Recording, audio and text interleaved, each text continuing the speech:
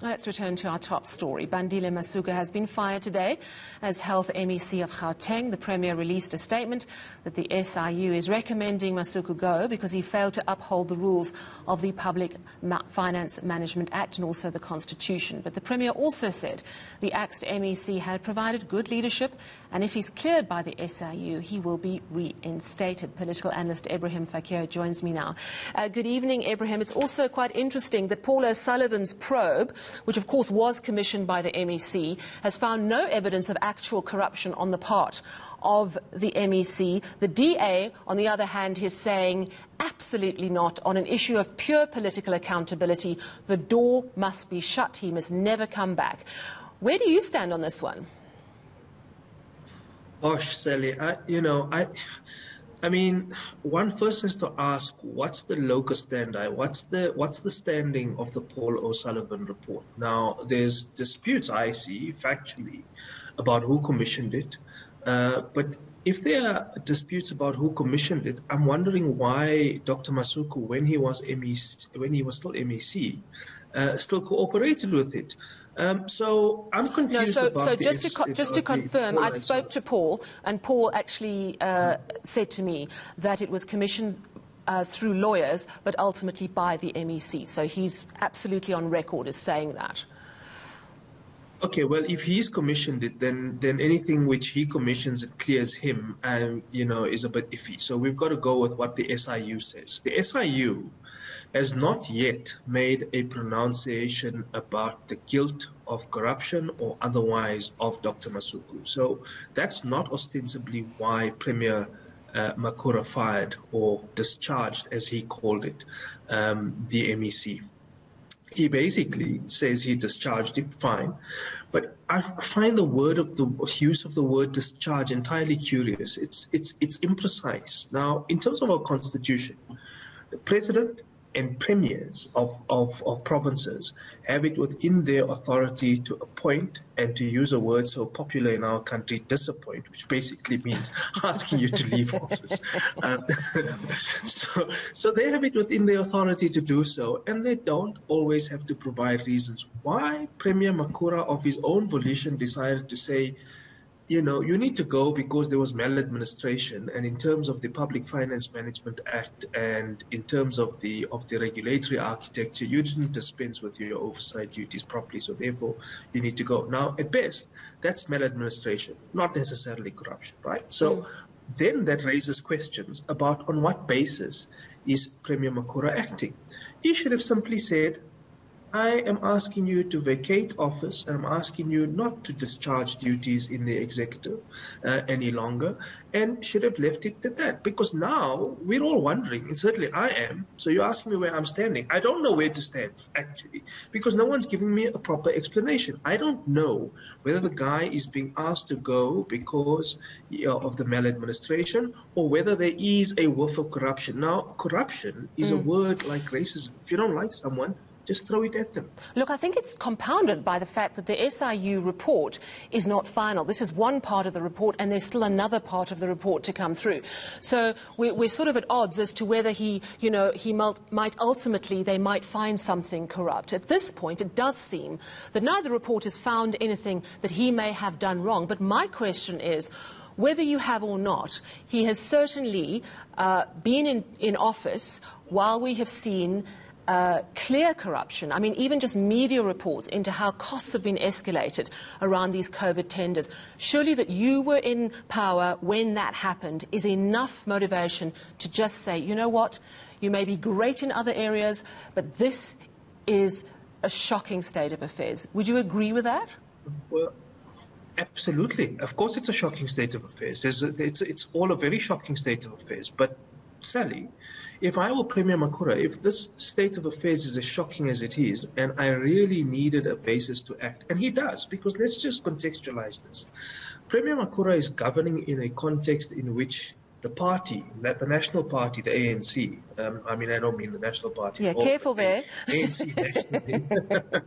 Well, the behavior is not very different if you really think about it. I mean, this abuse of executive authority, the abuse of discretion, party highly factionalized and fractionalized, much of that creeps into the province. So here you are, you're governing by a thread, by a hair's whisker, because your majority in the province in the election from the results are basically 0.5%, 0.2%, something like that. In the legislature, you're governing with a one-seat majority. You are governing in a province in which 2 of the metros, you've lost power and you've only clawed it back. And so therefore you're running a minority government. You're also in a city like Johannesburg, now have a major PPE corruption scandal. So you're governing in this context. Surely you want to be seen as someone who is acting on this. So I appreciate the difficulty Premier Makura's in. But why be so vague and imprecise in the reasoning for why you're acting? Tell us, look, we need to establish a clear boundary and a clear line for what my colleague who was in my faction, if you want to call it in that way, why I need to act against this person, because I thought instead of Dr. Masuku showing contrition, here you had a premier who's supposed to exercise executive authority showing contrition in part on his behalf. I thought it entirely bizarre. Yeah, and as you allude there, it could be that it's been a very difficult thing for the premier to do, because Bandile Masuku is a man that he valued and he was actually close to.